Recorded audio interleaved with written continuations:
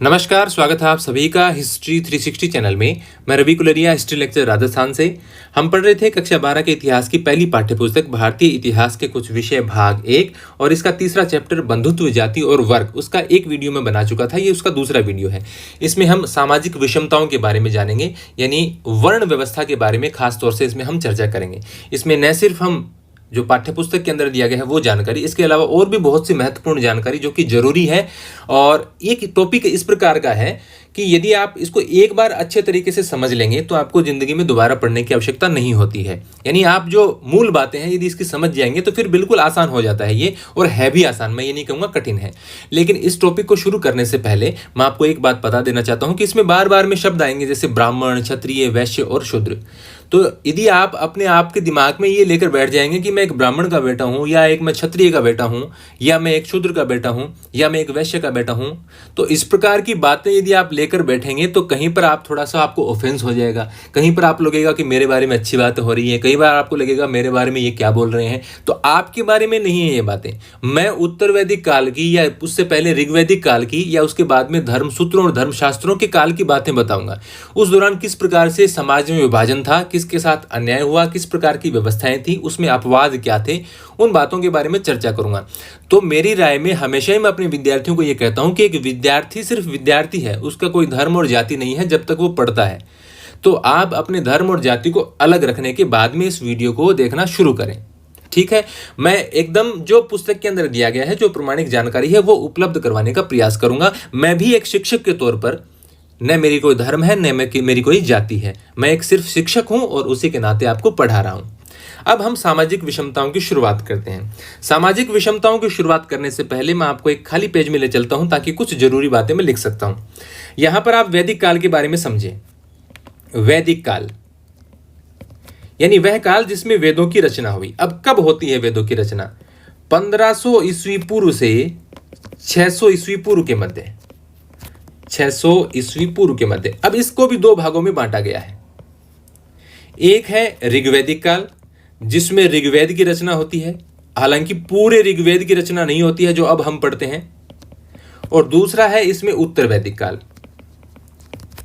इसके आधार पर हम वर्ण व्यवस्था को समझने का प्रयास करेंगे। ऋग्वैदिक काल का यदि टाइम पीरियड यदि हम देखें तो 1500 ईस्वी पूर्व से 600 ईस्वी पूर्व तक का काल है। और उत्तर वैदिक काल का यदि आप समय देखेंगे, सॉरी ये 1000 है, और ये 1000 ईस्वी पूर्व से 600 ईस्वी पूर्व तक का समय है। ये काल है। अभी ईस्वी चल रहा है तो इस हिसाब से देखेंगे तो आज से हम लगभग 3500 साल पुरानी बातों से शुरू कर रहे हैं। ऋग्वैदिक काल में आपको जन्म के आधार पर अब हम जो व्यवस्थाएं देखते हैं कि सबसे पहले ब्राह्मण आते हैं, उसके बाद में क्षत्रिय आते हैं। ब्राह्मण, क्षत्रिय, वैश्य और शूद्र, ये जो समाज में 4 विभाजन हैं हिंदू समाज के अंदर, ये व्यवस्था जो हम देखते हैं इसकी शुरुआत कहां से होती है? ऋग्वैदिक काल में ब्राह्मण और क्षत्रिय शब्द का उल्लेख हमें जरूर मिलता है, लेकिन इस प्रकार की व्यवस्था जन्म पर आधारित बिल्कुल भी नहीं थी। यानी जन्म के आधार पर नहीं, कर्म के आधार पर। यानी कुछ प्रतिष्ठित लोग जो कि यज्ञ करवा सकते हैं, या जिनको जो ऋग्वेद को पढ़ सकते हैं, या जो ऋचाओं का वाचन कर सकते हैं, सोमरस का पान करने वाले, ऐसे एक प्रतिष्ठित लोगों के समूह को ब्राह्मण कहा जाता था।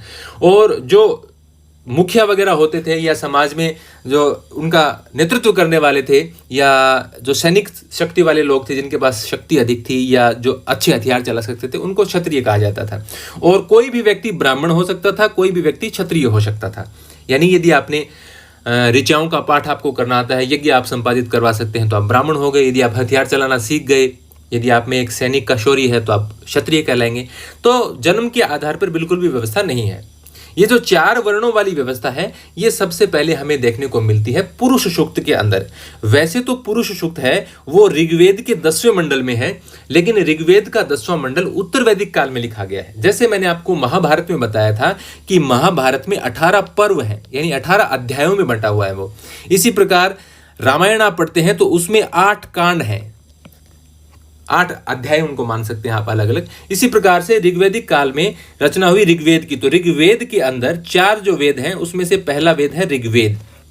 अब ऋग्वेद के अंदर 10 मंडल हैं, यानी उसमें आप 10 उसके हिस्से या उसके अध्याय मान सकते हैं जो अलग अलग ऋषियों ने उनकी रचना की है। उसमें से पहला, 8वां, 9वां और 10वां, ये जो 4 मंडल हैं इनकी रचना उत्तर वैदिक काल में होती है, न कि ऋग्वैदिक काल में। ऐसा नहीं है कि ऋग्वेद है वो एक दिन में किसी ने लिख दिया, कई दिनों की रचनाएं हैं और उस दौरान लिपि नहीं होती थी, तो ये मौखिक परंपरा पर चलते थे, यानी बोलकर गुरु ने शिष्य को बता दिया, पिता ने पुत्र को बता दिया और आगे की पीढ़ियों में ऐसे चलते गए। इनको बाद में लिपिबद्ध किया गया। तो ये पहला 8वां 9वां और 10वां मंडल है, ये उत्तर वैदिक काल में जोड़े गए हैं। ऋग्वेद का 10वां मंडल और उसके अंदर दिया गया है एक सूक्त जिसका नाम है पुरुष सूक्त। तो पुरुष सूक्त में 4 वर्णों का उल्लेख, हालांकि उसमें वर्ण शब्द कहीं पर भी नहीं दिया गया है। ये एक छोटा प्रश्न महत्वपूर्ण बनता है कि वर्ण शब्द का उल्लेख पुरुष सूक्त में है या नहीं है, बिल्कुल भी नहीं है। तो पुरुष सूक्त में 4 वर्णों के बारे में जानकारी है, लेकिन वर्ण नाम नहीं दिया गया। उसमें एक यज्ञ की बात दी गई है, जैसे अपनी पुस्तक में बहुत छोटी सी विवरण दिया गया है, मैं पूरा विवरण आपको उसका बताने का प्रयास करता हूं। हालांकि पूरा तो बहुत बड़ा हो जाएगा, लेकिन और भी मुख्य बातें, यानी किताब की बात से आप समझ नहीं पाएंगे। जैसे मैं आपको किताब की ओर एक बार ले चलता हूं, थोड़ा ये वीडियो लंबा बनेगा, आप यदि आपके पास टाइम नहीं है तो आप यहीं पर छोड़ सकते हैं। एक दैवीय व्यवस्था, ये देखिए यहां से मैं आपको कुछ बातें बताना चाह रहा हूं। इसमें पुरुष सूक्त के बारे में बताया गया है कि ऋग्वेद में पुरुष सूक्त एक मंत्र दिया गया है, जिसको ब्राह्मण बाद बार में उसके बारे में बताते थे, क्योंकि उसमें यह चित्रण दिया गया है कि 4 वर्ण जगत के सभी तत्व हैं, वो 4 वर्ण, एक आदि मानव का एक पुरुष है, एक ही पुरुष है पूरी दुनिया के अंदर, वो पूरी पृथ्वी पर फैला हुआ है और उसकी जो 10 उंगलियां हैं वो तो पृथ्वी से भी बाहर आकाश की तरफ हैं। तो उस पुरुष के शरीर से 4 वर्ण बने हैं। उसके मुंह से बना ब्राह्मण, उसकी भुजाओं से बना क्षत्रिय, उसकी जंघाओं से यानी थाइज से बना वैश्य और उसके पैरों से शूद्र बना। ये एक देवीय व्यवस्था बनाने का प्रयास किया गया कि ये देवताओं की बनाई हुई व्यवस्था है। ये देवताओं की बनाई हुई व्यवस्था आप तब तक नहीं समझ पाएंगे जब तक मैं आपको पूरी बात न बता दूं कि पुरुष सूक्त में क्या दिया गया है। पुरुष सूक्त में बताया गया है कि एक आदि पुरुष है दुनिया में, वो अकेला ही, ये मान लीजिए पृथ्वी के ऊपर, उसके 1000 सिर हैं, 1000 आंखें हैं, 1000 पांव हैं। हालांकि इसमें भी कुछ टेक्निकल डिफेक्ट है कि 1000 सिर है तो आंखें 2000 होनी चाहिए थी और पांव भी उसके 2000 होने चाहिए थे, लेकिन एक सामान्य नॉर्मल तरीके से दिखा गया कि उसके बहुत सारे मुंह हैं, बहुत सारे आंख और पैर उसके होने ही हैं। तो वो पूरी धरती में फैला है, उसकी 10 उंगलियां हैं, वो तो धरती से पार भी फैली हुई हैं। फिर देवताओं ने एक यज्ञ किया और उस यज्ञ के में अंदर भी कुछ ऋतुओं के बारे में बताया गया है कि वो जो यज्ञ है वो वसंत ऋतु है, उसमें जो ईंधन लगाया जा रहा है वो पतझड़ की ऋतु है, नहीं सॉरी ग्रीष्म ऋतु है, उसका जो यज्ञ का संपादन कर रहा है वो पतझड़ ऋतु है, यानी इस प्रकार थोड़ा सा जटिल है वो। फिर उन्होंने जो आदि पुरुष है, एक ही पुरुष है पूरी दुनिया के अंदर, और उस पुरुष का अभिषेक किया, यानी उसके माथे पर टीका लगाया देवताओं ने, और फिर उसके बाद में यज्ञ में आहुति दी गई थी, यानी यज्ञ की शुरुआत होती है, उसमें घी डाला जाता है और भी अन्य सामग्री डाली जाती है। और तो सबसे पहले उसमें कुश नामक घास की उत्पत्ति होती है। कुश घास, ये एक घास उत्पन्न होती है सबसे पहले यज्ञ से, और उसके बाद में उससे जंतुओं की उत्पत्ति होती है, कुछ देवताओं की, कुछ ऋषियों की उत्पत्ति होती है। जंतुओं के बारे में बताया गया है कि जो ऊपर और नीचे 2 पंक्तियों में दांत जिनके होते हैं, उन जंतुओं की उत्पत्ति हुई, घोड़े की, बकरी की, कुछ नाम भी उसके अंदर दिए गए हैं। फिर उसी के अंदर ये दिया गया है कि ये जो आदि पुरुष था उसका विभाजन जब किया गया तो उसके मुंह से बने ब्राह्मण, जो अभी मैंने आपको दिखाया भी था, जैसे लिखने की जरूरत नहीं, अभी आपने देखा भी था कि उसके मुंह से ब्राह्मण बने। उसकी भुजाएं जो थी उससे क्षत्रिय का निर्माण हुआ। उसकी जो जंघा थी यानी पैरों की जंघा, थाइज आप बोल सकते हैं इंग्लिश में उसको, उससे उस वैश्य का निर्माण हुआ। भुजा से क्षत्रिय का निर्माण हुआ, या राजन्य कहते थे उस समय। और उसके जो पैर हैं उन पैरों से शूद्र का निर्माण हुआ। ये जानकारी उसके अंदर दी गई है। साथ ही उसमें आगे एक बात और दी गई है जिससे आप दैवीय व्यवस्था को समझेंगे कि उसके मस्तिष्क से चंद्रमा की उत्पत्ति हुई, उसकी आंखों से सूर्य का जन्म हुआ, इंद्र और अग्नि उसके मुंह से प्रकट हुए, उसकी सांसों से वायु का जन्म हुआ। यानी इस प्रकार की बातें दी गई हैं। तो इस पुरुष सूक्त के माध्यम से एक दैवीय व्यवस्था दिखाने का प्रयास किया जाता है। वापस हम बुक में आते हैं यहाँ पर कि दैवीय व्यवस्था किस प्रकार से कि एक यज्ञ के माध्यम से एक आदि पुरुष की उसमें बलि दी गई है, या उसके जो किस प्रकार से उसके शरीर से 4 वर्ण बने हैं। उसी यज्ञ में आकाश बना है, सूर्य बना है, वायु बनी है। ये दिखाने का प्रयास किया गया है कि उसी यज्ञ से ये 4 वर्ण बने हैं, ब्राह्मण बने हैं, क्षत्रिय बने हैं, वैश्य बने हैं, शूद्र बने हैं। यानी इनको जस्टिफाई करने का प्रयास किया गया है कि ये ब्राह्मणों ने नहीं बनाए हैं या व्यक्तियों ने नहीं बनाए हैं, ये तो देवताओं की बनाई हुई व्यवस्था है, इस व्यवस्था को तोड़ने का प्रयास नहीं करना है। यानी ये कोशिश की गई है कि उस व्यवस्था को कोई तोड़ने का प्रयास न करे, उससे निकलने का प्रयास कोई न करे। तो ये दैवीय व्यवस्था इस प्रकार से आप समझने का प्रयास करें। फिर यदि हम वापस वहां पर चलता हूं, कुछ और बातें मेरे को बतानी है कि ऋग्वैदिक काल में 4 वर्ण मैंने आपको बताया 10वें मंडल में आपको देखने को मिलते हैं, जो कि उत्तर वैदिक काल की बात है। ये जो 1500 से 1000 ईस्वी पूर्व तक का समय है, 500 साल का समय है, यहाँ पर आपको क्या देखने को मिलता है? क्या आपको 4 वर्ण नहीं देखने को मिलते हैं? तो क्या सामाजिक विषमताएं नहीं है? सामाजिक विषमताएं उतनी अधिक नहीं है। क्यों नहीं है? एक तो वहां पर ये पशुपालन वाली कृषि बहुत कम होती है, स्थायी कृषि ज्यादा नहीं हो रही है, पशुपालन के आधार पर है। अनाज इतना उत्पादित नहीं होता है कि अधिशेष हो। देखिए, जब अधिशेष अनाज का उत्पादन होगा, अनाज उतना ज्यादा उत्पादित हो कि एक परिवार के लोग अपना भरपेट साल भर खाने के बाद भी उनके पास बहुत सारा अनाज बच जाता है, तब अधिशेष होता है वो। और फिर वो अनाज किसी न किसी प्रकार से इकट्ठा होता है, या जो दूसरे लोग हैं उसको लूटने का प्रयास करते हैं, या कर व्यवस्था शुरू होती है कि कोई कबीले का मुखिया है या जनपद का मुखिया है, वो उस कर को उस जो अनाज है उसको इकट्ठा करे टैक्स के रूप में। तो ऐसी व्यवस्थाएं आगे बढ़ती हैं, फिर समाज में विभाजन ज़्यादा होता है। लेकिन वहां पर अधिशेष अनाज का उत्पादन नहीं है, तो समाज में उतना ज्यादा विभाजन नहीं है। लेकिन वहां पर वर्ण शब्द का जो इस्तेमाल है, पुरुष सूक्त में तो वर्ण शब्द नहीं है, लेकिन वर्ण शब्द का ऋग्वेद का मतलब तो उसमें 10 मंडल भी हैं, बहुत सारे सूक्त और ऋचाएं हैं, तो उसमें वर्ण शब्द का इस्तेमाल है ऋग्वेद के अंदर। वो एक तो रंग के लिए इस्तेमाल हुआ है और कहीं कहीं व्यवसाय के लिए भी इस्तेमाल किया गया है। और रंग के लिए जैसे आपने पढ़ा होगा, गौर वर्ण यानी सफेद रंग का, श्याम वर्ण यानी काले रंग का, तो इस प्रकार के कुछ शब्द मिलते हैं। ऐसे नहीं है, क्योंकि वो संस्कृत में है, तो कृष्ण त्वच या असिकनी त्वच यानी काली त्वचा वाली 2 विभाजन मिलते हैं रंग के आधार पर। जो आर्य हैं वो गोरे रंग के लोग हैं, जो अनार्य हैं या जो जनजातियां पहले से यहाँ निवास करती थी, या अन्य प्रकार के जो लोग हैं जिनको बाद में मलेच्छ शब्द भी इस्तेमाल किया गया, तो वो गौर और श्याम वर्ण में, यानी रंग के आधार पर यहाँ पर विभाजन है। वो 4 विभाजन तो यहाँ पर नहीं है, लेकिन रंग के आधार पर विभाजन है। ब्राह्मण और क्षत्रिय नाम भी मिलते हैं, उनका प्रयोग भी कई बार बताया गया है, उनके काम भी बताए गए हैं, लेकिन वो जन्म के आधार पर व्यवस्था नहीं है। कोई भी क्षत्रिय हो सकता है, कोई भी ब्राह्मण हो सकता है, उसके लिए जो गुण है वो अर्जित करने होते हैं। 4 समाज का बंटवारा वर्ण व्यवस्था हमें देखने को मिलती है उत्तर वैदिक काल में, ऋग्वेद के 10वें मंडल के पुरुष सूक्त से हमें देखने को मिलती है। अब हम उत्तर वैदिक काल में क्या स्थितियों में बदलाव हुआ उसके बारे में थोड़ी सी जानकारी हम प्राप्त कर लेते हैं। जैसे एक और बात मैं बता देता हूं कि ऋग्वैदिक काल के बाद में ये जो 4 वर्णों की व्यवस्था है, इसमें भी बहुत सारी दिक्कतें हैं। कि आपने अभी जो मैंने आपको क्रम बताया कि सबसे पहले ब्राह्मण हैं, उसके बाद में क्षत्रिय हैं, उसके बाद में वैश्य हैं और उसके बाद में शूद्र हैं। ये हम 4 इस प्रकार से क्रम देखते हैं, लेकिन शुरुआत में इनका जो क्रम है ये इस प्रकार से निर्धारित नहीं था। जैसे कुछ ब्राह्मण हैं, व्यक्ति ब्राह्मण नहीं बता रहा मैं, उसके लिए मैं आपको वापस ले चलता हूं। जैसे यहाँ पर इसी में आपको दिखाने का प्रयास करूंगा कि ऋग्वेद, सामवेद, यजुर्वेद और अथर्ववेद, ये 4 वेद हैं। इसके ब्रैकेट में मैंने 4 उपवेद लिखे हैं, आयुर्वेद, गंधर्व वेद, धनुर्वेद और शिल्प वेद, ये 4 इनके वेद हैं। इनके साथ कुछ ब्राह्मण ग्रंथ हैं। तो यहाँ पर मैं ब्राह्मण ग्रंथों की बात बता रहा हूँ। अब जैसे ऋग्वेद के ब्राह्मण ग्रंथ हैं ऐत्रेय और कौशिकी, सामवेद के तांडे, षड्वीस और जैमिनीय, इस प्रकार के, तो ये ब्राह्मण ग्रंथ हैं। फिर उसके कुछ आरण्यक ग्रंथ हैं, फिर उसके बाद में कुछ उपनिषद हैं। ये तो मैंने बहुत कम लिख रखे हैं, बहुत सारे उपनिषद हैं। ये पूरा वीडियो यदि आपको देखना हो वैदिक साहित्य का, तो मेरा एक वीडियो है वैदिक साहित्य, और उसमें आगे आप हिस्ट्री 360 लिख देना, सर्च कर लेना, मेरा वीडियो आ जाएगा। उसमें मैंने पूरी जानकारी दी गई है। तो ब्राह्मण ग्रंथ का मतलब आप ऐसे समझेंगे कि जो ऋग्वेद, सामवेद, यजुर्वेद और अथर्ववेद 4 वेद हैं, इनके साथ कुछ ग्रंथ जुड़े हुए हैं जिनमें ब्राह्मण ग्रंथ कहा गया है। तो इन ब्राह्मण ग्रंथों की मैं बात बता रहा हूँ, वापस ले चलता हूँ आपको। तो इन ब्राह्मण ग्रंथों के अंदर कुछ दूसरा क्रम भी दिया गया है शुरुआत में, यानी ये जो 4 क्रम है, पहला, दूसरा, तीसरा, चौथा, इनका क्रम पूरी तरीके से निर्धारित नहीं था। शूद्र हमेशा चौथे नंबर पर रहे, ये तो तय है। एक ब्राह्मण है जिसका नाम आपको मैं बताना चाहता हूं, पंचविश ब्राह्मण। उस ग्रंथ के अंदर दिया गया है पहले स्थान पर क्षत्रिय, दूसरे स्थान पर ब्राह्मण, उसके बाद में वैश्य और फिर शूद्र। उसके बाद में एक और ब्राह्मण है शतपथ, उसमें 2 जगह अलग अलग विवरण दिया गया है। एक स्थान पर तो उन्होंने बताया है कि क्षत्रिय पहले नंबर पर है, ब्राह्मण दूसरे पर, वैश्य तीसरे पर और शूद्र चौथे पर। फिर इसी शतपथ के अंदर दूसरे स्थान पर ब्राह्मण को पहले लिख दिया, वैश्य को दूसरे स्थान पर लिखा है, क्षत्रिय को तीसरे पर लिखा है और शूद्र को चौथे स्थान पर लिखा है।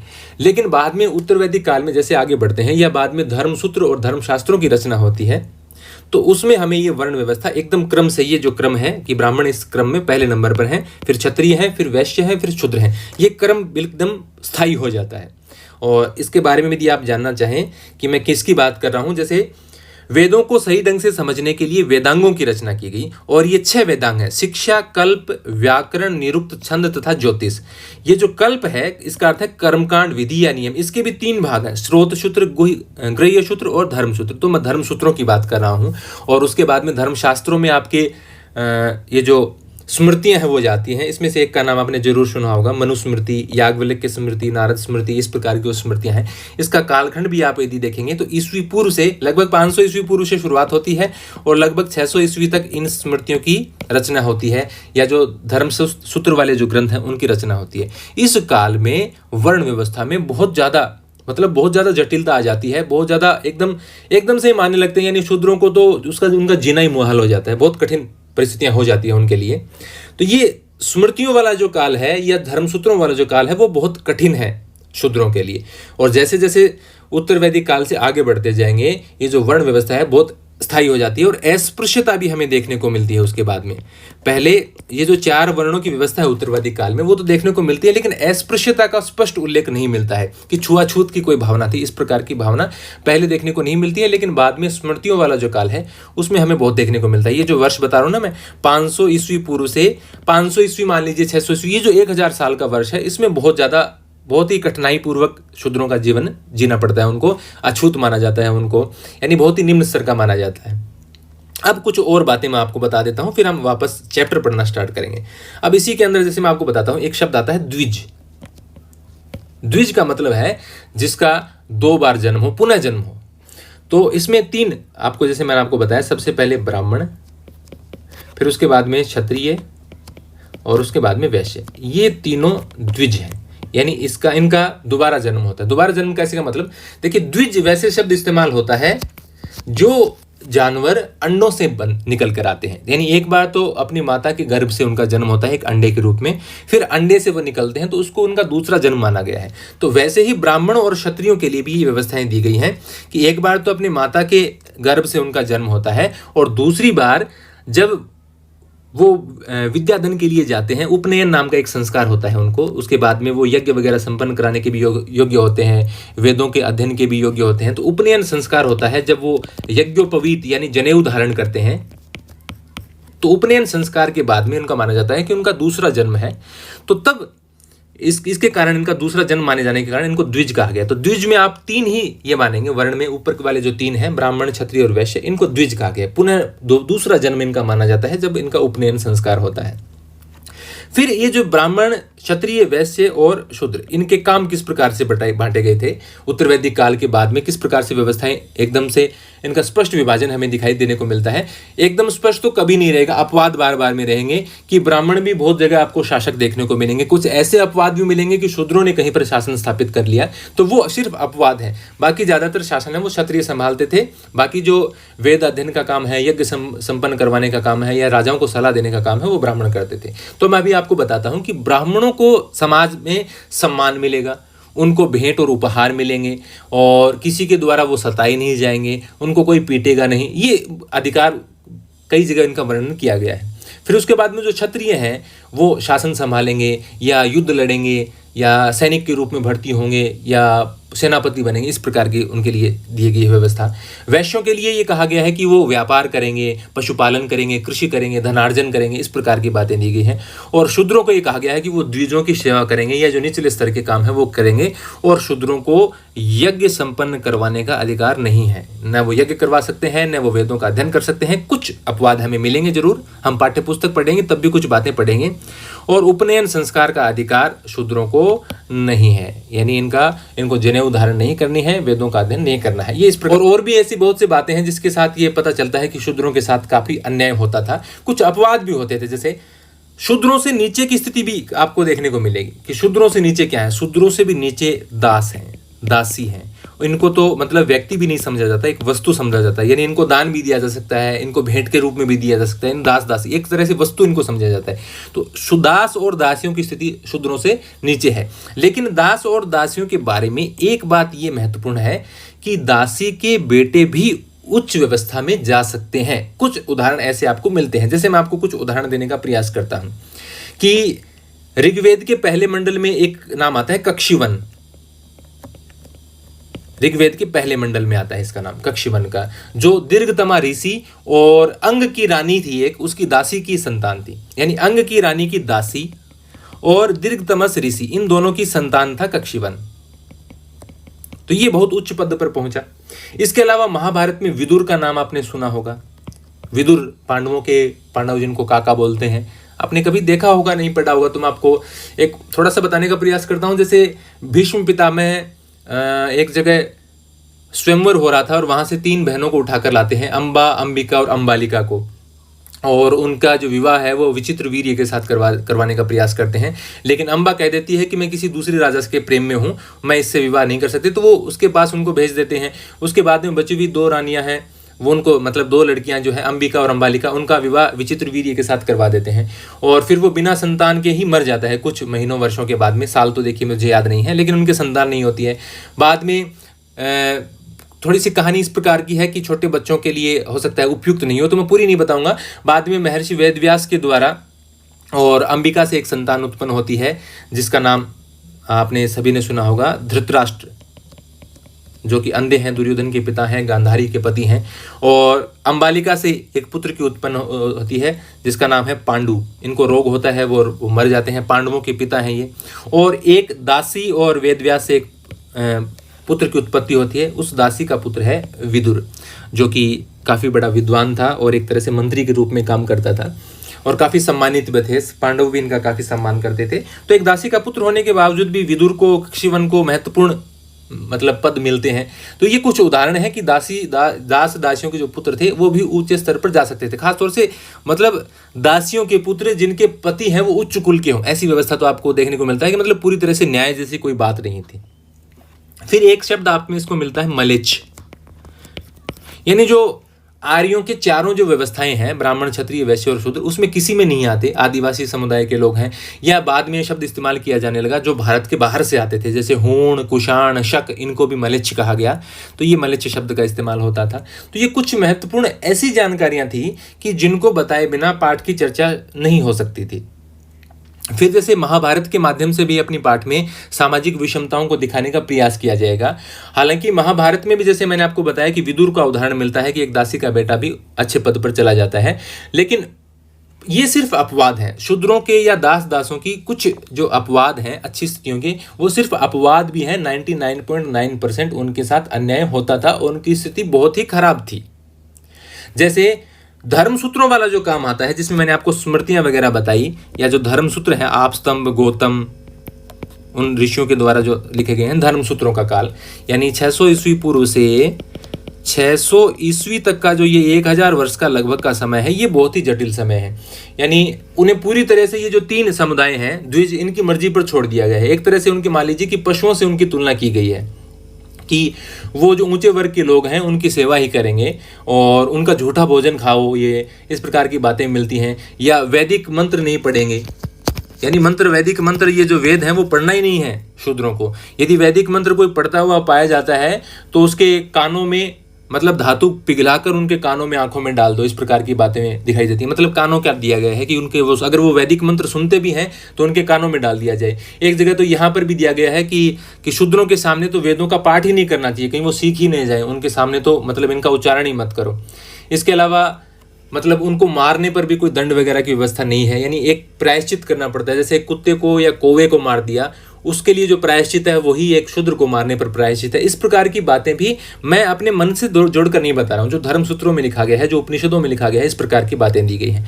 कुछ अपवाद जैसे मैं आपको बताना चाहूँ कि उपनिषदों में कुछ स्थानों पर यह भी लिखा गया है कि इस ब्रह्मांड में जो सभी जीव हैं वो समान हैं, उसमें किसी प्रकार का कोई विभेद नहीं है। इसके अलावा जो श्री कृष्ण की भगवत गीता है उसमें भी इस प्रकार के उल्लेख मिलते हैं, जिसमें मतलब सभी मनुष्यों को समान मानने के लिए कहा गया है।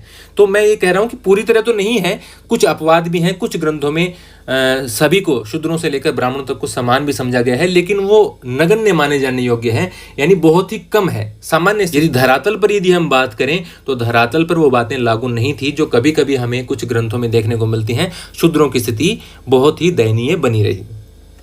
तो ये कुछ बातें थी। अब मैं इसको अलग से छोड़ करके अपनी पुस्तक में आता हूं। संभवतः आप जाति शब्द से परिचित होंगे, जो भी विद्यार्थी इसको देख रहे हैं वो जाति के बारे में जानते होंगे कि एक सोपानात्मक सामाजिक वर्गीकरण को दर्शाता है, यानी नीचे से लेकर ऊपर तक के स्तर को। समाज में अब भी इस प्रकार का विभाजन आप देखते होंगे कि कुछ जातियों को निचली जातियां कहा जाता है, कुछ जातियों को पिछड़ी जातियां कहा जाता है, कुछ को मतलब स्वर्ण जातियां कहा जाता है, सवर्ण मतलब जिनका स्थान इस सोपानात्मक इस सीढ़ियों में ऊपर की ओर है। हालांकि बहुत से लोग अब इस प्रकार से मतलब सभी वर्गों में ऐसे लोग भी आते हैं जो इस व्यवस्था को नहीं मानते और वो कहते हैं कि सभी मनुष्य समान हैं। कुछ अभी भी लोग हैं वो इस प्रकार की व्यवस्था में यकीन करते हैं। धर्मसूत्रों और धर्मशास्त्रों में एक आदर्श व्यवस्था का उल्लेख किया गया था। ब्राह्मणों का यह मानना था कि यह व्यवस्था जिसमें स्वयं उन्हें पहला दर्जा प्राप्त है एक दैवी व्यवस्था है। यानी ब्राह्मणों ने पुरुष सूक्त के माध्यम से भी ये दर्शाने का प्रयास किया कि ये जो व्यवस्था है जिसमें ब्राह्मणों को पहला स्थान प्राप्त है और शूद्रों को अंतिम स्थान प्राप्त है, ये देवताओं की व्यवस्था है, ये मनुष्यों की बनाई हुई व्यवस्था नहीं है। शूद्रों और अस्पृश्यों को सबसे निचले स्तर पर रखा जाता था। इस व्यवस्था में दर्जा संभवतः जन्म के अनुसार निर्धारित माना जाता था। उत्तर वैदिक काल के बाद में आप देख सकते हैं, उत्तर वैदिक काल से कि जन्म के आधार पर ये व्यवस्थाएं हो गई कि ब्राह्मण का बेटा ब्राह्मण, चाहे उसको वेद नहीं आते हों लेकिन वो ब्राह्मण कहलाएगा। इस प्रकार की स्थितियां शुरू हो गई। उचित जीविका। धर्म सूत्रों और धर्मशास्त्रों में चारों वर्गों के लिए आदर्श जीविका से जुड़े कई नियम मिलते हैं। यानी वो धन का उपार्जन कैसे करेंगे, अपना जीवन व्यतीत करने के लिए उनको क्या काम करने हैं। ब्राह्मणों का कार्य अध्ययन, वेदों की शिक्षा, यज्ञ करना और करवाना था तथा उनका काम दान देना और लेना था। क्षत्रियों का कर्म युद्ध करना, लोगों को सुरक्षा प्रदान करना, न्याय करना, वेद पढ़ना, यज्ञ करवाना और दान दक्षिणा देना था। अंतिम 3 कार्य वैश्यों के लिए भी थे। ये जो है ना, यज्ञ करना, करवाना, वेद पढ़ना, दान दक्षिणा, ये काम वैश्य भी कर सकते थे। उनके कृषि, गोपालन और व्यापार का कर्म भी अपेक्षित था। कृषि, गोपालन और व्यापार ये भी वैश्य करें। शूद्रों के लिए मात्र एक ही जीविका थी, तीनों उच्च वर्णों की सेवा करना। जो द्विज हैं, ब्राह्मण, क्षत्रिय और वैश्य, इनकी सेवा करें। इन नियमों का पालन करवाने के लिए ब्राह्मणों ने 2-3 नीतियां अपनाई कि भाई इन नियमों का पालन होता रहे। एक, जैसा कि अभी हमने पढ़ा, यह बताया गया कि वर्ण व्यवस्था की उत्पत्ति एक दैवीय व्यवस्था है और उसके लिए पुरुष सूक्त के माध्यम से उसको जस्टिफाई करने का भी प्रयास किया गया। दूसरा, वे शासकों को यह उपदेश देते थे कि वे इस व्यवस्था के नियमों का अपने राज्यों में अनुसरण करें, क्योंकि ज्यादातर क्षत्रिय शासन संभालते थे, ब्राह्मण उनके सलाहकार होते थे। वो राजाओं को ये सिखाने का प्रयास करते थे कि आप अपने राज्य में जो 4 वर्णों वाली व्यवस्था है इसको लागू करवाने का प्रयास करें। तीसरे, उन्होंने लोगों को यह विश्वास दिलाने का प्रयत्न किया कि उनकी प्रतिष्ठा जन्म पर आधारित है, कि वो ब्राह्मण है, एक ब्राह्मण के घर में उनका जन्म होता है तो वो जन्म से ही प्रतिष्ठित है, उनका आदर किया जाना चाहिए। किंतु ऐसा करना आसान बात नहीं थी। अतः इन मानदंडों को बहुधा महाभारत जैसे अनेक ग्रंथों में वर्णित कहानियों के द्वारा बल प्रदान किया जाता था। यानी ऐसे जैसे पुरुष सूक्त है, महाभारत की कुछ कहानियां हैं, उसके माध्यम से बल प्रदान किया जाता था कि ब्राह्मण श्रेष्ठ हैं, ये दिखाने का प्रयास था। यहाँ मेरा बिल्कुल भी कतई ये तात्पर्य नहीं था। आप में से मैं जानता हूँ कि बहुत सारे स्टूडेंट हैं जिनका एक ब्राह्मण परिवार में जन्म हुआ है, तो वो अपने एक बार उनको अलग लिख दें, शूद्र हैं वो एक बार अपने अलग लिख दें, वैश्य एक बार अलग छोड़ दें। एक विद्यार्थी के तौर पर ही सोचें, यानी दिमाग को खाली करें, तभी आप सीख पाएंगे। मैं यहाँ पर न किसी का पक्ष ले रहा हूँ न किसी के विपक्ष में हूँ। जो बातें दी गई हैं और शूद्रों के साथ अन्याय था उस काल में और इसलिए धीरे धीरे कम हो रहा है, तो इसके बारे में बिल्कुल भी ये तो कोई भी बात नकार नहीं पाएगा, चाहे कोई ब्राह्मण हो, चाहे कोई वैश्य हो, या कोई क्षत्रिय हो, ये तो कोई भी जागरूक व्यक्ति नकार नहीं पाएगा कि शूद्रों को उनके अधिकार नहीं दिए गए थे, उनको पढ़ने तक का अधिकार नहीं था। तो ये व्यवस्था निश्चित रूप से खराब थी, इसके बारे में तो कोई दो राय नहीं है। आगे बढ़ते हैं। महाभारत की कुछ कहानियां भी दी गई हैं। जैसे आदि पर्व से एक कहानियां यहाँ दी गई है कि एकलव्य की आपने सबने कहानी पढ़ी है, इसको पढ़ने की आवश्यकता नहीं है। कि एकलव्य गुरु द्रोण के पास जाता है और वो कहता है कि मुझे आपका शिष्य बना लीजिए, लेकिन वो नहीं बनाता है। तो गुरु द्रोण की प्रतिमा बनाता है जंगल के अंदर और धनुर्विद्या सीख लेता है। एक बार जो राजकुमार हैं वो कुत्ते के साथ जंगल में शिकार करते हुए एकलव्य के समीप पहुंच गए। कुत्ता वो एकलव्य था, आदिवासी जनजाति का था, उसका रंग थोड़ा दूसरे प्रकार का था, या श्याम वर्ण थोड़ा सा आप कह सकते हैं उसको। तो उसके कारण वो कुत्ता उसके ऊपर भौंकने लगा। वैसे भी कुत्ता श्याम वर्ण की जरूरत नहीं है, दूसरे व्यक्तियों को देखकर भौंकता ही है। तो उसकी तरफ जब भौंका तो उसने तीर चलाए, 7 तीर चलाए और वो उसका मुंह बंद कर दिया कुत्ते का। बाद में पांडवों को जब उन्होंने ये तीरंदाजी देखी तो आश्चर्यचकित रह गए और वो वापस आकर और द्रोण को बताया कि भाई आप हमें जो तीरंदाजी सिखा रहे हैं, खासतौर से अर्जुन के लिए उन्होंने कह रखा था कि दुनिया का सबसे बड़ा धनुर्धारी अर्जुन होगा। तो अर्जुन वगैरह ने या दूसरों पांडवों ने द्रोणाचार्य को कहा कि वहाँ तो एक तो हमसे भी बड़ा धनुर्धारी है जंगल के अंदर, इसने इस कुत्ते के तीर देखिए आप, 7 तीर एक निशाने पर मार दिए उसने।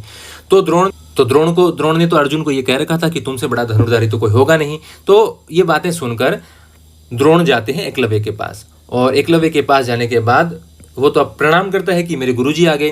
तब द्रोण ने गुरु दक्षिणा के रूप में एकलव्य से उसके दाहिने हाथ का अंगूठा मांग लिया। एकलव्य ने फौरन गुरु को अपना अंगूठा काटकर दे दिया। अब जिस हाथ से वो तीर चलाता है और उसी का यदि अंगूठा काट लिया जाए तो तीर चलाना लगभग ही नामुमकिन है, और चलाए तो भी निशाने पर नहीं जा सकता। तो इस तरह से अर्जुन है वो बेहतर धनुर्धारी साबित हुआ, अन्यथा दुनिया में सबसे बेहतर धनुर्धारी अर्जुन नहीं हो सकता था, उससे भी बेहतर धनुर्धारी एकलव्य था।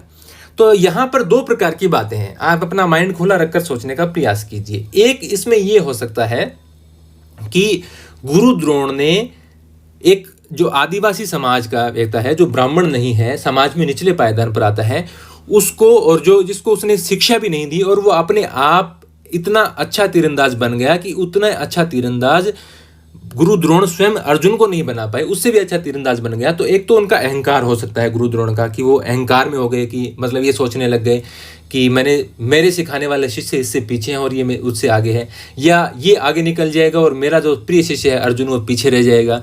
तो इस प्रकार से उन्होंने हो सकता है उसका अंगूठा मांग लिया हो ताकि आगे नहीं बढ़ पाए, या कुछ ये बताने का प्रयास करते हैं कि वो अपने वचन के पक्के थे, कि अर्जुन को वचन दिया हुआ था कि तुमसे बड़ा धनुर्धारी कोई नहीं होगा, तो वो मजबूर हो गए कि मुझे तो अंगूठा लेना पड़ेगा वरना मेरा वचन कहाँ से माना जाएगा। कुछ लोग ये दिखाने का प्रयास भी करते हैं कि मतलब ये भी राय देते हैं कि जो गुरु द्रोण हैं वो अपने वचन के पक्के थे, इसीलिए उन्होंने ये काम किया, क्योंकि बाद में वो अर्जुन उनका प्रिय शिष्य था, लेकिन फिर भी वो पांडवों की तरफ से नहीं लड़े, कौरवों की तरफ से लड़े।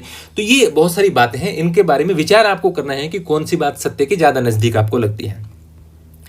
तो इस कहानी के द्वारा निषादों का, जिस जाति का, वो जो जंगल में रहने वाली जनजाति, जिसका एक बेटा था, निषाद जनजाति का एक लड़का था एकलव्य, तो वो निषादों को कौन सा संदेश दिया जा रहा था? क्या संदेश मिला होगा कि तीरंदाजी करने वाले एक धनुर्धर को और गुरु द्रोण ने अंगूठा मांग लिया और उसका अंगूठा वो खुद काट लेता है, यानी एकलव्य अंगूठा काट के समर्पित कर देता है। क्षत्रियों को इससे क्या संदेश मिला होगा?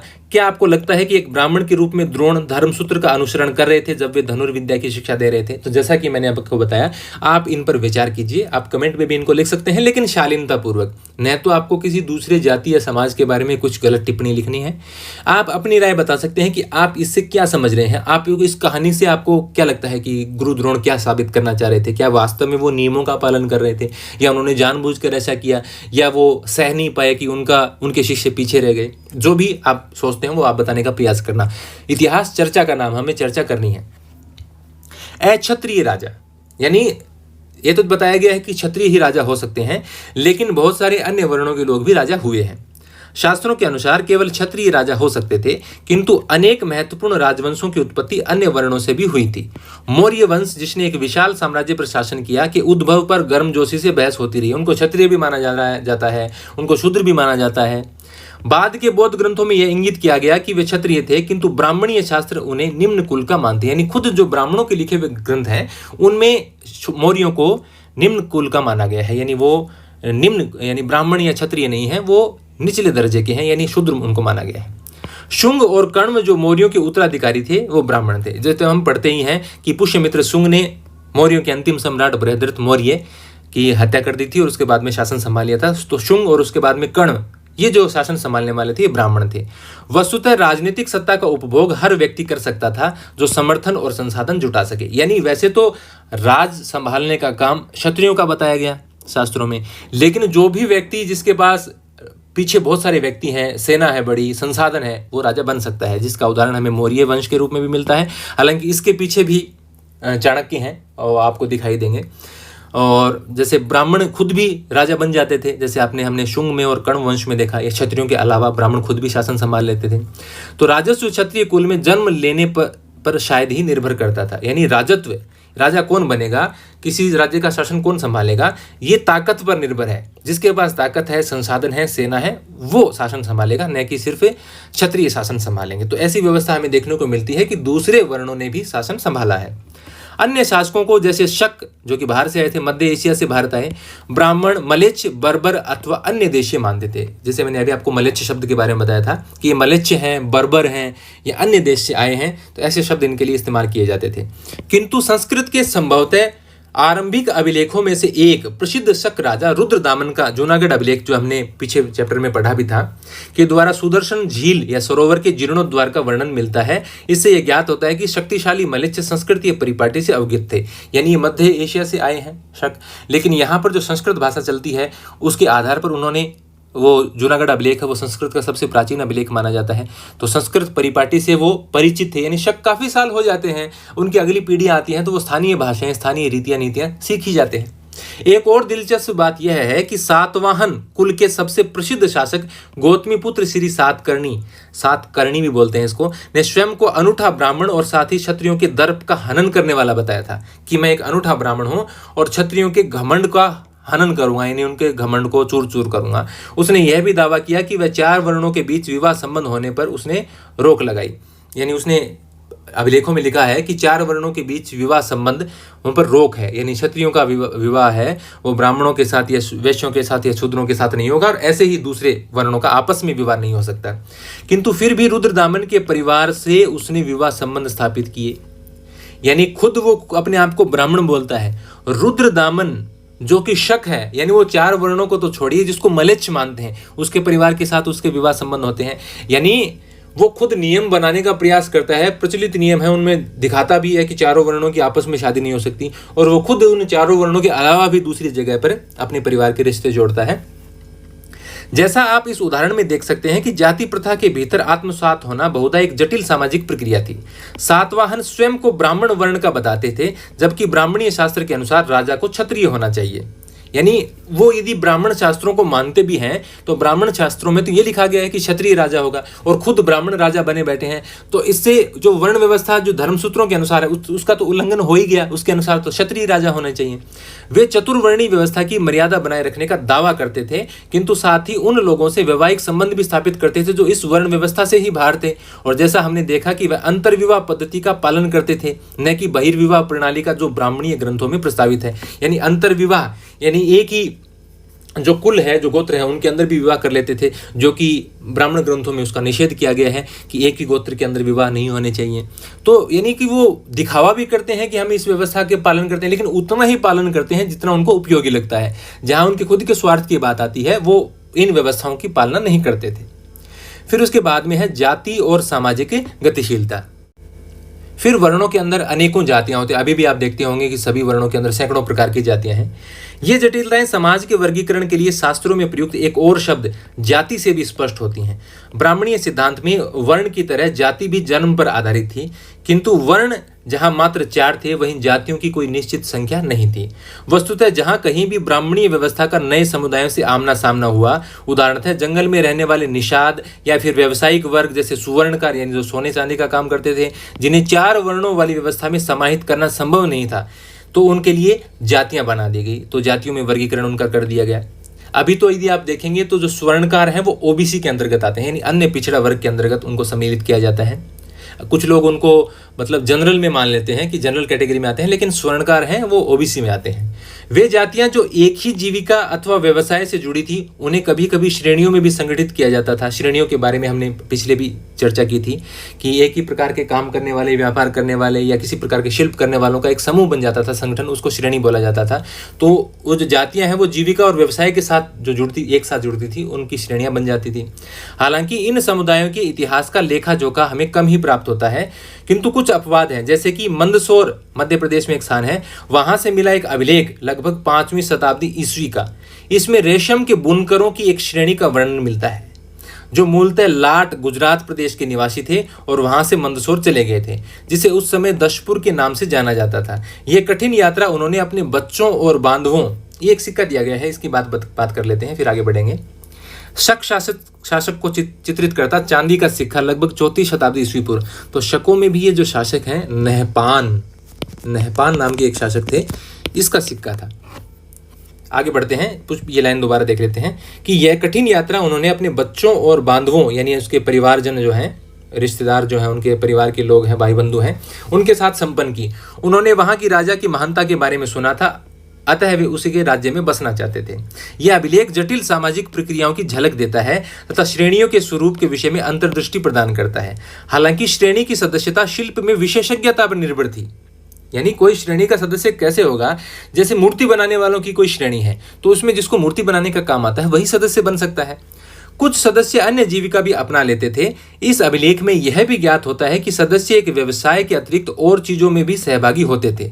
सामूहिक रूप से उन्होंने शिल्प कर्म से अर्जित धन को सूर्य देवता के सम्मान में मंदिर बनवाने पर खर्च किया। यानी सिर्फ मंदिर, सूर्य देवता के मंदिर ही नहीं, ये जो श्रेणियां थी, विभिन्न प्रकार के मंदिरें या सराय या पानी पीने के लिए प्याऊ, इस प्रकार की बहुत सारे जो आम जन के काम आने वाली चीज़ें थी, या जो धर्म के लिए जो स्थान थे, धार्मिक स्थान थे, इसके लिए चंदा देते थे, उनका निर्माण करवाते थे।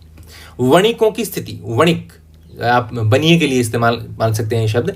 संस्कृत के ग्रंथ और अभिलेखों में व्यापारियों के लिए वणिक शब्द प्रयुक्त किया जाता है। हालांकि शास्त्रों में व्यापार को वैश्यों की जीविका बताया जाता है, अन्य स्रोतों में अधिक जटिल परिस्थिति देखने को मिलती है। जैसे शूद्रक का एक नाटक है, नाटक का नाम है मृच्छकटिकम। लगभग 4वीं शताब्दी ईस्वी में नायक यानी उसका जो हीरो है नाटक का, चारुदत्त को ब्राह्मण वणिक बताया गया है, यानी जो ब्राह्मण भी है वणिक भी है। हो सकता है वो एक ब्राह्मण के घर में जन्मा हो और एक बनिए जैसा काम करता हो, व्यापार वगैरह करता हो। 5वीं शताब्दी ईस्वी के एक अभिलेख में 2 भाइयों का क्षत्रिय वणिक कहा गया है। हो सकता है उनका क्षत्रिय कुल में जन्म हुआ और वो व्यापार करते हों, जिन्होंने एक मंदिर के निर्माण के लिए धन दिया है। यानी एक आप एकदम ब्लैक एंड व्हाइट की तरह इसको नहीं देख सकते हैं कि ब्राह्मण है, क्षत्रिय है, वैश्य और शूद्र हैं। कुछ क्षत्रिय जो हैं वो जरूरी नहीं कि वही काम करते हैं जो शास्त्रों में लिखा गया, वो दूसरे प्रकार का काम भी कर सकते हैं। कुछ ब्राह्मण भी दूसरे प्रकार का काम कर सकते हैं।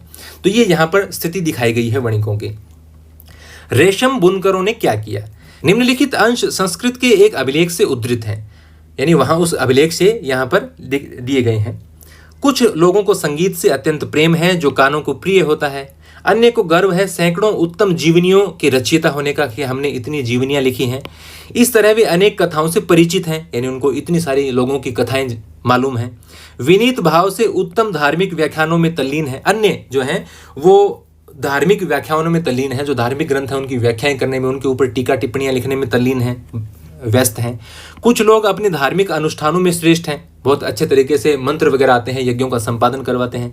इसी तरह अपने पर निग्रह रखने वाले यानी अपने पर कंट्रोल रखने वाले खगोल शास्त्र में पारंगत हैं।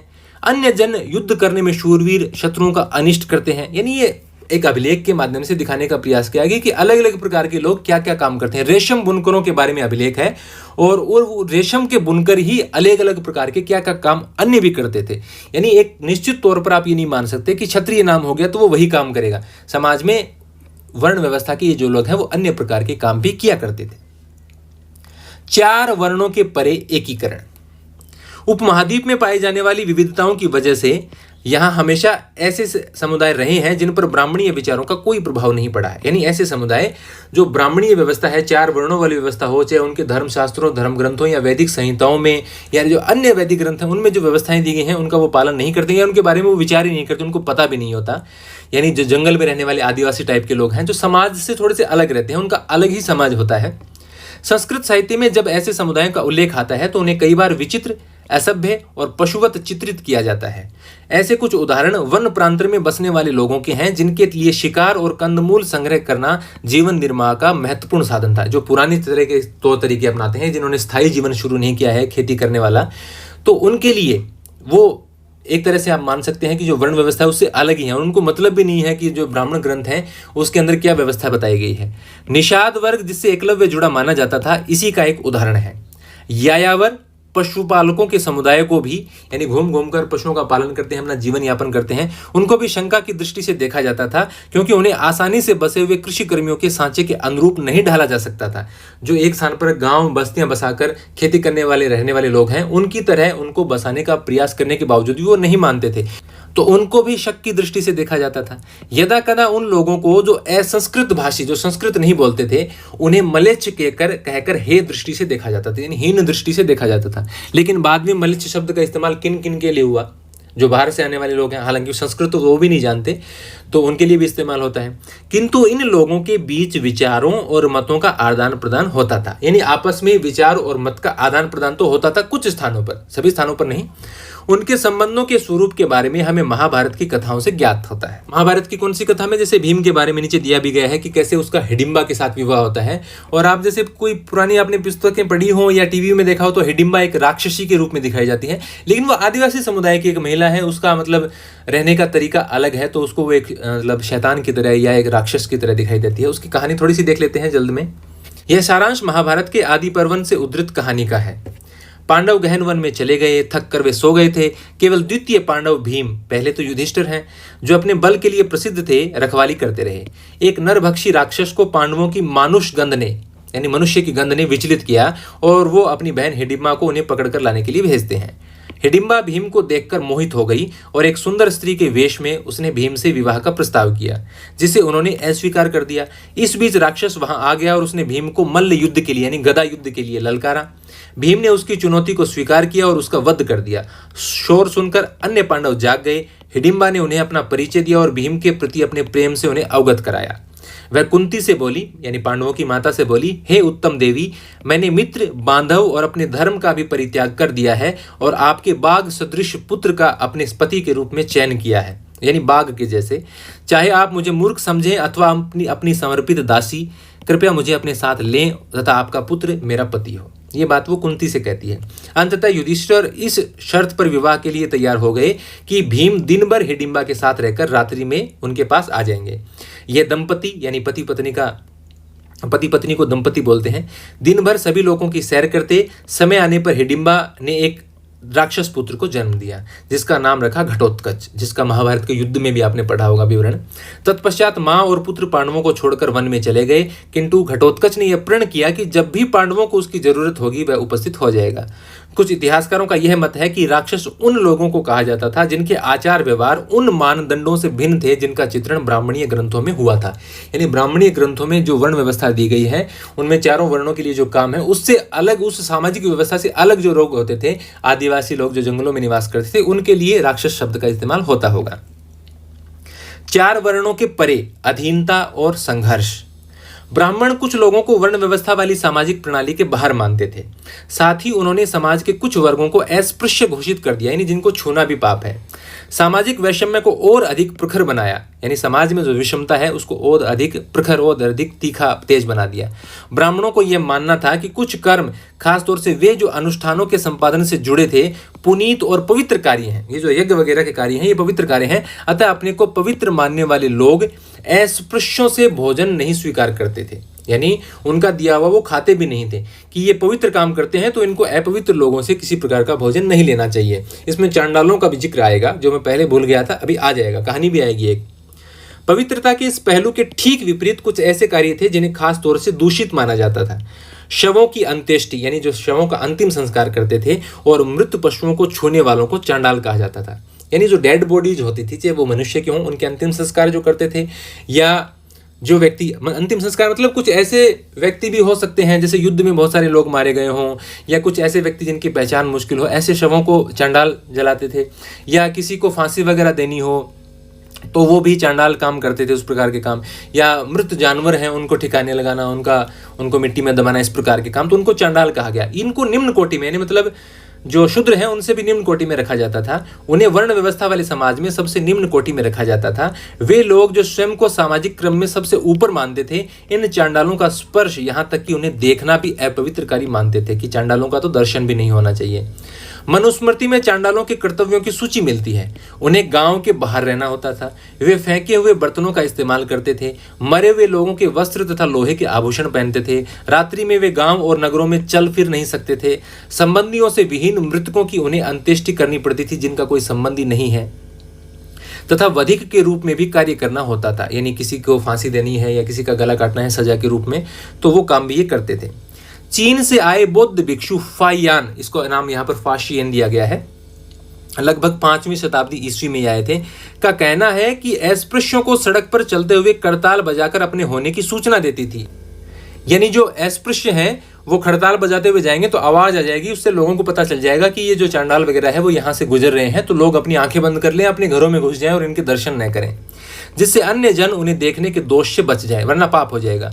एक और चीनी तीर्थयात्री स्वेनसांग, जिसको आप हिनसांग पढ़ते आए हैं, या इसको ज्वानजांग भी बोलते हैं, लगभग 7वीं शताब्दी ईस्वी में हर्षवर्धन के काल में आते हैं। ये कहता है कि वधिक और सफाई करने वालों को नगर से बाहर रहना पड़ता था। यानी जो वध करने वाले लोग हैं या जो सफाई करने वाले हैं उनको नगर से बाहर ही रहना पड़ता था। अब्राह्मणीय ग्रंथों में चित्रित चांडालों के जीवन का विश्लेषण करके इतिहासकारों ने यह जानने का प्रयास किया है कि क्या चांडालों ने शास्त्रों में निर्धारित अपने हीन जीवन को स्वीकार कर लिया था। यानी ब्राह्मणीय जो ग्रंथ है उसमें तो चांडालों के लिए कहा गया कि भी उसका तो जन्म से ही उनको चांडाल ही है, वो तो हम क्या कर सकते हैं। लेकिन जो अब्राह्मणीय ग्रंथ हैं, जैसे जैन धर्म के ग्रंथ हैं, बौद्ध धर्म के ग्रंथ हैं, उनमें चांडालों की स्थिति के बारे में जानने का प्रयास किया गया है कि क्या चांडालों ने खुद को स्वीकार कर लिया था कि भाई हम तो बने ही इस काम के लिए, हम तो हैं ही इस लायक कि हम शहरों से बाहर पड़े रहें, हम समाज का हिस्सा नहीं हो सकते। तो इनके लिए दूसरे ग्रंथों का अध्ययन किया गया। यदा कदा इन ग्रंथों के चित्रण और ब्राह्मणीय ग्रंथ में हुए चित्रण में समानता है, परंतु कभी कभी हमें एक भिन्न सामाजिक वास्तविकता का संकेत भी मिलता है। अभी हम एक चांडाल की कहानी पढ़ेंगे। बाईं तरफ एक चित्र दिया गया है, एक भिक्षु का चित्रण, पत्थर की मूर्ति, गांधार कला की, लगभग 3री शताब्दी ईस्वी की एक चित्र दिया गया है। इसको आप अपनी बुक में भी देख सकते हैं। बोधिसत्व एक चांडाल के रूप में। देखिए, बोधिसत्व या बोधिसत्व, वैसे तो बौद्ध धर्म में उनके लिए शब्द इस्तेमाल किया गया है जिन्होंने मतलब बुद्धत्व की प्राप्ति कर ली है, अंतिम ज्ञान की प्राप्ति जिन्होंने कर ली है। और वैसे जो जातक कथाएं हैं वो बुद्ध के पूर्व जन्म की कथाएं मानी जाती हैं। बोधिसत्व एक चांडाल के रूप में। क्या चांडालों ने अपने को समाज की सबसे निचली श्रेणी में रखे जाने का प्रतिरोध किया? क्या कभी उन्होंने विरोध किया? इस कहानी में बताया गया है। यह कहानी पढ़िए जो पाली में लिखी मातंग जातक से ली गई है। सच्चाई की कुछ पता नहीं, देखिए कहानी है तो, लेकिन कहानी भी जब समाज में कुछ ऐसा घटित होने के संकेत मिलते हैं तभी वो कहानी लिखी जाती है। तो हो सकता है किसी ने चांडाल ने प्रतिरोध जरूर किए होंगे। इस कथा में बोधिसत्व पूर्व जन्म में बुद्ध एक चांडाल के रूप में चित्रित है। एक बार बोधिसत्व ने बनारस नगर के बाहर एक चांडाल के पुत्र के रूप में जन्म लिया और उनका नाम मातंग था। एक दिन वे किसी कार्यवश नगर में गए और वहां उनकी मुलाकात दित्थ मांगलिक नामक एक व्यापारी उसकी बेटी से हुई।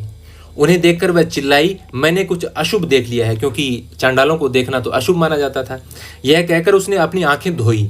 उसके क्रोधित सेवकों ने मातंग की पिटाई कर दी। उसके विरोध में मातंग व्यापारी के घर के दरवाजे के बाहर लेट गए। 7वें रोज घर के लोगों ने बाहर आकर दित्थ को ने सौंप दिया। दित्थ उपवास से क्षीण हुए मातंग को लेकर चांडाल बस्ती में आई। यानी जो दित्थ है, जो लड़की है, वो उसको उसके साथ भेज दिया। इससे आप स्त्री की दशा भी देख सकते हैं कि अगर वो चांडाल नहीं जाता है तो उससे पिंड छुटाने के लिए, चलिए अपनी लड़की इसने देख तो लिया, इसको साथ में दे देते हैं, क्या पता ये निकल जाए। तो वो उस चांडाल के साथ में चली जाती है। घर लौटने पर मातंग ने संसार त्यागने का निर्णय लिया। अलौकिक शक्ति हासिल करने के उपरांत वह बनारस लौटे। यानी इसमें पूरी कहानी नहीं दी गई है, पूरी कहानी में और भी बहुत सारी बातों का विवरण है और कहानी अलग अलग तरीके से भी कुछ, मतलब इनका जो अंत है वो अलग अलग तरीके से भी बताया गया है। अपनी किताब में क्या दिया गया है वो हम पढ़ते हैं कि वो कहता है कि मैं तुझे सिद्ध होकर दिखाऊंगा और पूरी दुनिया में मेरे ज्ञान का है, वो सब मानेंगे मेरे ज्ञान को।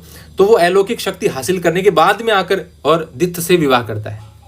मांडव्य कुमार नामक उनका एक पुत्र हुआ। बड़े होने पर उसने 3 वेदों का अध्ययन किया तथा प्रत्येक दिन में 16,000 ब्राह्मणों को भोजन कराता था। कौन? मातंग का बेटा मांडव्य कुमार, जो अपनी मां के साथ रहता है।